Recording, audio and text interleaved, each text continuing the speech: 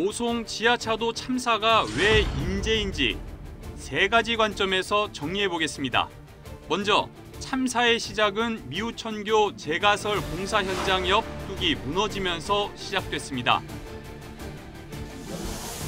사고가 일어난 시각은 지난 15일 오전 8시 40분쯤 미우천교 인근 제방이 무너져 내리면서 6만 톤의 많은 물이 오송읍 부평이 지하차도를 가득 채웠습니다.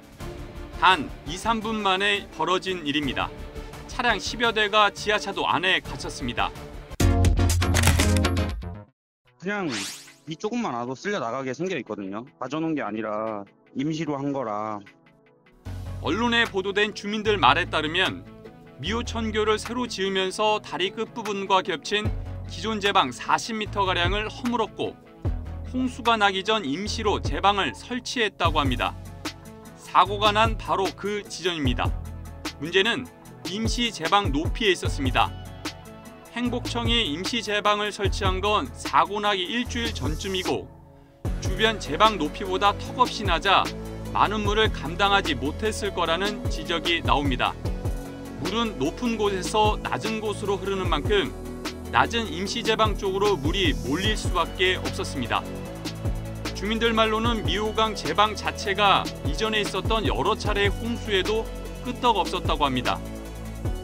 정창교 궁편 1리 전 이장은 언론 인터뷰에서 유실 사고가 나기 전 미호강 제방은 3m 밑으로 강물이 차올라 있어 어느 정도 여유가 있었지만 임시로 쌓은 뚝은 30cm 밑까지 물이 출렁였다고 밝혔습니다.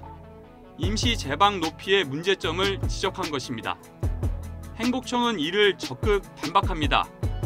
먼저 기존 제방을 두고 다리 공사를 할 수 없어 제방을 일시적으로 허물었다가 장마철을 앞두고 임시 제방을 설치한 것은 불가피했다며 작년에도 이런 방식으로 공사했고 임시 제방은 미호강의 계획 홍수위에 맞춰 조성했다는 것입니다. 인재가 아니라 천재지변에 의한 사고라는 얘기입니다. 지하차도와 미우천교의 직선 거리는 600m 정도, 가까운 제방과는 200여 미터에 이릅니다. 참사가 난 지하차도가 인근 논밭보다 낮은 지대여서 집중호우 시 침수 사고는 어느 정도 예견된 곳이었다는 건 부인할 수 없는 사실로 보입니다. 미우천교 제방에 이어 논란이 되는 것은 세 차례의 경고 무시입니다. 사고가 발생한 것은 오전 8시 40분. 첫 번째 경고는 이보다 4시간여 전인 오전 4시 10분에 있었습니다. 금강 홍수통제소가 미우천교 주변에 홍수 경보를 발령한 것입니다. 이어 국무총리실과 행전안전부, 충북도, 청주시, 흥덕구 등 관계기관 76곳에 통보문과 문자까지 발송했습니다. 두 번째 경고는 사고 발생 2시간 전에 이루어졌습니다. 오전 6시 34분 금강 홍수통제소가 유선으로 청주 흥덕구청에 주민 대피 통제를 요청한 것입니다. 그리고 세 번째 경고는 정창교 전 궁평 1리 이장이 119에 직접 신고하면서 이루어졌습니다. 사고 발생 1시간 전쯤입니다. 정 전 이장은 119에 제방이 유실될 것 같다는 취지로 신고했고 119는 이 같은 신고 내용을 시청에 알렸다고 밝혔습니다. 모두 세 차례에 걸쳐 이뤄진 경고는 하나도 실행되지 않았습니다. 어느 기관도 제방 근처에 있는 구평2 지하차도를 통제하지 않았습니다.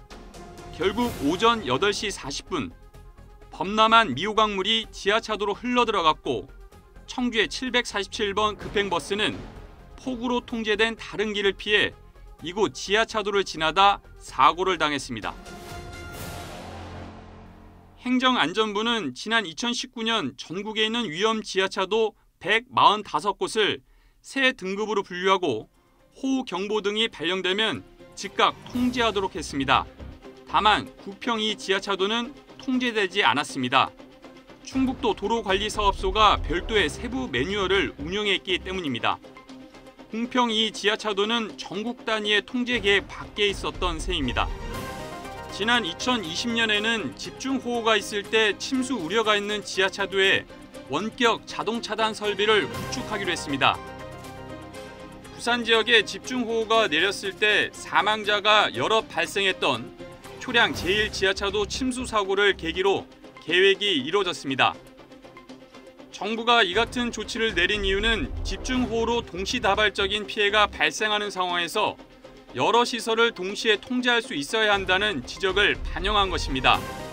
자동 차단 시설은 직접 현장에 나가지 않고도 원격으로 통행을 차단할 수 있기 때문입니다. 이미 2019년부터 자동 차단 시설은 일부 지하차도에 시범 설치하고 있었는데 이를 전국의 침수 우려 지하차도 145곳으로 조속히 확대 시행하기로 한 것입니다. 이와 함께 지하차도 통제 기준 등을 체크리스트로 만들어 일선 현장 매뉴얼을 정비하고 지자체 담당 공무원뿐 아니라 경찰 공무원까지 교육 대상을 확대하기로 했습니다.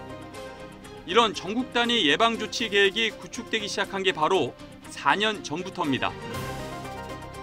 천재지변 자체를 인간의 힘으로는 막을 수 없습니다. 하지만 피해를 최소화하기 위한 조치는 결국 인간의 몫입니다.